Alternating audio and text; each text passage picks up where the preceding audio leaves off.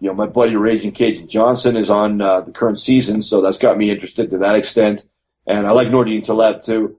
But, the upcoming one with Shale and Vanderlei, there's no way I'm missing that. Now, this announcement here, well, I'll be catching that season too. Hey, speaking of which, what do you think about the fact they've been trying to paint Ragin Cajun as the bad guy this whole season? I think we've always said that there's a lot of editing to make people look certain ways when they've got hours and hours of footage, but I'm not buying Ragin Cajun as the bad guy. Like, for example, they created this whole fake controversy that he said Dan Kelly was done and implied that he was done as a fighter when that isn't even what he was saying. Oh yeah, it's reaching so far, and I think it's the people who are involved in the TV show as opposed to UFC people that are just.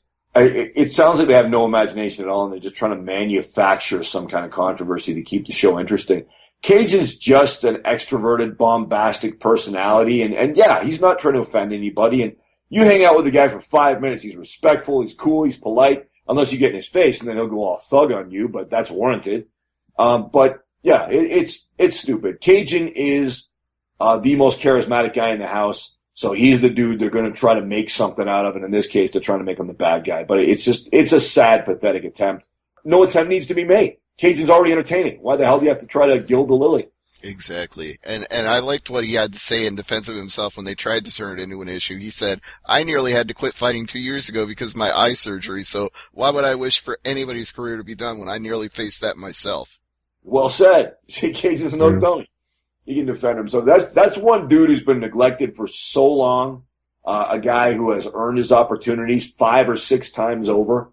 And I'm so happy to see him finally getting some attention from UFC.